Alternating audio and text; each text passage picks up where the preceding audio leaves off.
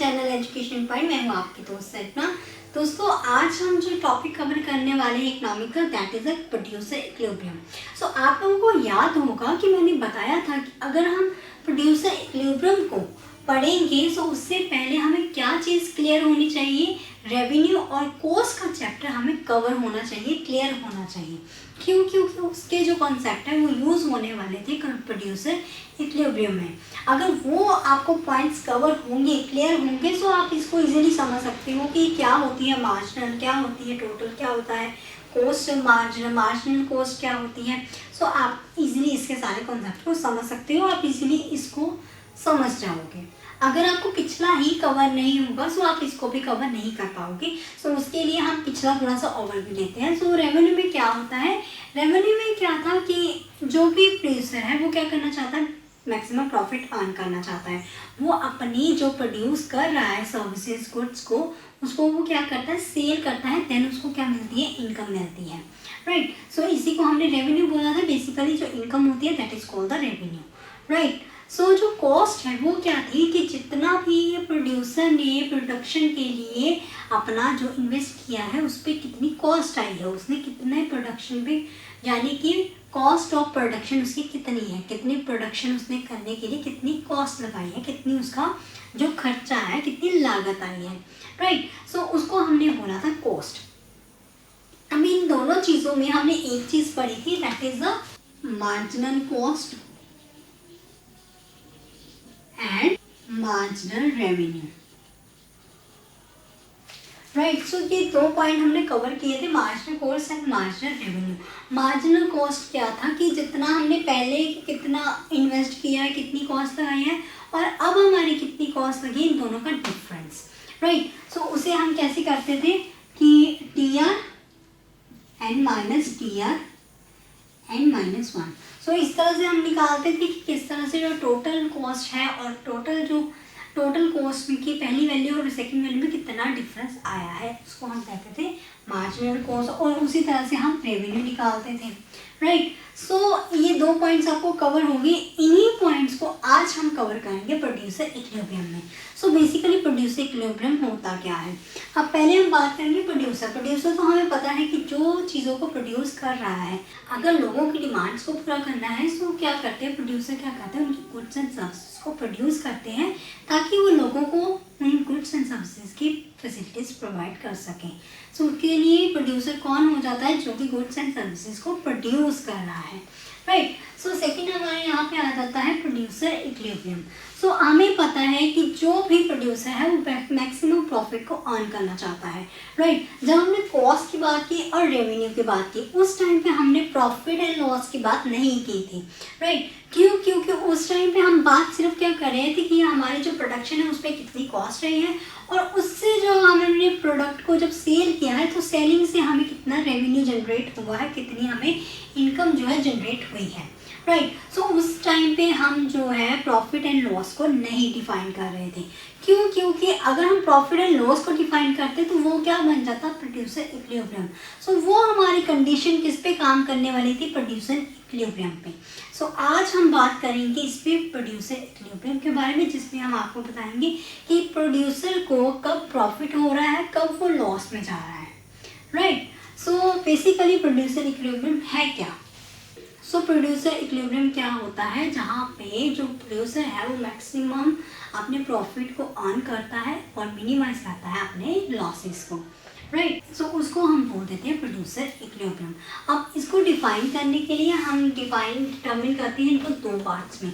एक होता है हमारा टोटल कॉस्ट, टीसी यानी कि टोटल कॉस्ट, एंड टीआर यानी कि टोटल रेवेन्यू, जो कि आपके चैप्टर में नहीं है। इसमें हम total cost and total revenue के बेसिस पे हम इसको डिफाइन करते हैं, लेकिन आपके चैप्टर में नहीं है। आपके चैप्टर में कौन सा टॉपिक है, that is the marginal cost and marginal revenue. So आज हम इसी के बारे में बात करेंगे कि हाँ भाई, अगर हमने प्रोड्यूसर इक्विलिब्रियम को डिफाइन करना है तो वो दो बेसिस पे ही किया जा सकता है। Right. So marginal cost and marginal revenue क्या है? मार्जिनल कॉस्ट और मार्जिनल रेवेन्यू में बेसिकली वो कौन सी कंडीशन अप्लाई करता है जब हमने प्रोड्यूसर इक्विलिब्रियम को डिफाइन करना है। सो वो कौन सी कंडीशन है वो देखते हैं। सो अगर हमने प्रोड्यूसर इक्विलिब्रियम को डिफाइन करना है तो उसके लिए हमारे पास फर्स्ट कंडीशन क्या होती है, that is the MR is equal to MC, यानी कि यहाँ पे marginal revenue and marginal cost क्या होना चाहिए, दोनों एक दूसरे के इक्वल होंगे, तभी हम बोलेंगे that is the producer equilibrium. ठीक है। सो यहाँ पे क्या होता है कि प्रोड्यूसर को ना तो ज़्यादा लॉस होता है ना ही प्रॉफिट होता है, यहाँ पे इक्वल पॉइंट पे वो डिफाइन किया जाता है। सो सेकेंड कंडीशन यहाँ पे क्या होती है, MC is greater than MR, यानी कि जब MC जो है यानी कि मार्जिनल कॉस्ट जो है वो ग्रेटर हो जाएगी मार्जिनल रेवेन्यू से। सो इन दोनों कंडीशन से हम कह सकते हैं कि that is called the producer equilibrium, right. So उस बेसिस में हम बताएंगे कि क्या प्रॉफिट है एंड क्या लॉस है, राइट। सो उसके लिए हमें एक चार्ट ड्रॉ करना पड़ेगा, एक शेड्यूल बनाना पड़ेगा ताकि हमें ये डिफाइन हो सके कि आखिर प्रोड्यूसर इक्विलिब्रियम किस तरह से ड्रॉ किया जाता है, राइट। सो उसके लिए हम पहले बात करेंगे यूनिट्स 1 2 3 4 5 एंड 6।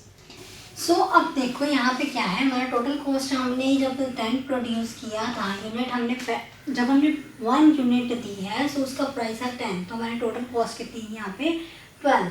जब हमने 2 प्रोड्यूस किया हमारी टोटल कॉस्ट बन गई 22।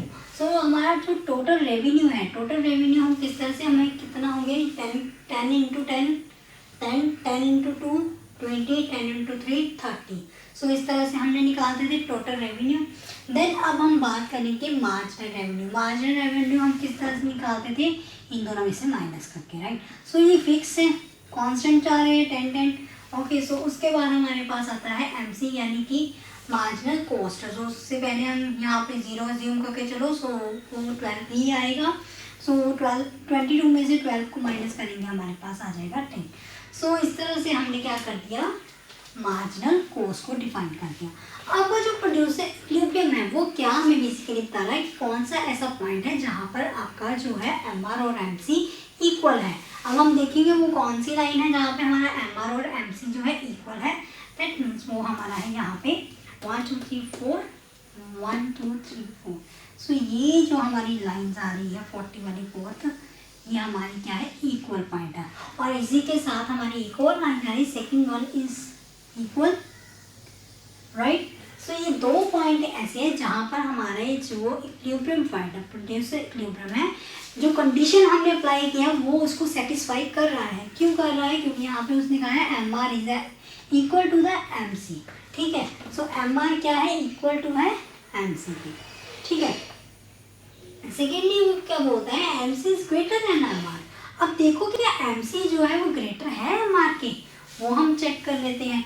सो MC जब हमारा 10 था तो उसके बाद क्या हो गया, 12 हो गया, 14 हो गया, लेकिन जो MR है वो तो फिक्स है। सो दैट मीन्स ये दोनों कंडीशन हमारी क्या हो रही है, सेटिस्फाई हो रही है, क्योंकि इन दोनों कंडीशंस का इस डाटा पे डायरेक्ट रिलेशन है। क्यों, क्योंकि इसमें हमारा MC ग्रेटर भी है MR से और MR इक्वल भी है MC से। सो इसको हम ग्राफ के साथ किस तरह से डिज़ाइन करते हैं वो देखते हैं। सो यहाँ पे हमने बात की है कि हमारा जो प्राइस है वो फिक्स है, तो प्राइस को फिक्स लेके चलो। ठीक है। सो यहाँ पर हमारा अगर प्राइस फिक्स है, सो यहाँ पे हमारी क्वांटिटी किस तरह से ये बनेगा, हमारा जो इक्विलिब्रियम पॉइंट बनेगा वो इस तरह से आपको शो होगा, यानी जो MC है हमारा वो ग्रेटर हो रहा है, राइट। सो ये हमारा क्या बन गया, इक्विलिब्रियम पॉइंट। हमारे 2 पॉइंट ऐसे थे जहाँ पर हमारे जो इक्विलिब्रियम पॉइंट है वो इक्वल हो रहे थे। सो इस तरह से हमारा जो है ये कर्व बनेगा और ये डायग्राम हम ग्राफिकली रिप्रेजेंट करके बता रहे हैं कि किस तरह से जो हमारे 2 पॉइंट्स हैं वो इस तरह से कवर होंगे। अब यहाँ पे ये जो कंडीशन है that is called the loss condition, क्योंकि यहाँ पर जो हमारी कॉस्ट है वो ज़्यादा लग रही है लेकिन हमें जो प्रॉफिट हो रहा है वो कम हो रहा है, लेकिन ये जो कंडीशन है यहाँ पे हमें क्या हो रहा था, प्रॉफिट।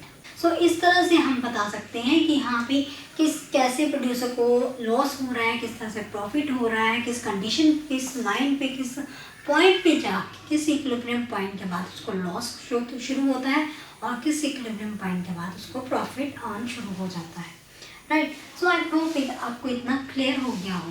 लेकिन हमारे पास सेकंड कंडीशन यहाँ पर क्या आती है, सेकंड कंडीशन यहाँ पे आती है, अगर हमारा जो प्राइस है वो डिक्रीज डिक्रीज हो रहा है जिस तरह से आप यूनिट्स को कंज्यूम कर रहे हैं।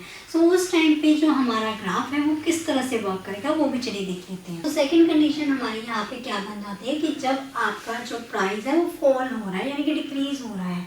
अब जैसे जैसे यूनिट्स को आपको यूज़ कर रहे हो वैसे वैसे आपका जो प्राइस है वो डिक्रीज हो रहा है।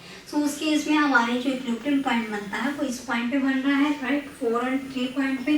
सो इस पॉइंट पे आगे वो कहता है कि जो आपकी एमसी है वो इंक्रीज होनी शुरू हो जाती है और प्राइस जो है एमआर जो है वो आपका डिक्रीज हो रहा है, राइट। सो इस तरह से ये वर्क करता है। अगर आपका प्राइस जो है कमोडिटी को कंज्यूम करके डिक्रीज हो रहा है, जितनी कमोडिटी आप यूज़ कर रहे हो वैसे में आपका प्राइस डिक्रीज हो रहा है, राइट। सो ये दो ऐसी कंडीशंस थी जो कि प्रोड्यूसर इक्विलिब्रियम में बेसिकली डिफाइन की गई हैं। सो अगर आपको ये पॉइंट्स क्लियर हुए हो हमें कमेंट करके ज़रूर बताएं। अगर आपको ये वीडियो अच्छी लगी हो तो इसे लाइक, शेयर और इस चैनल को सब्सक्राइब करना ना भूलें। Thank you so much for today.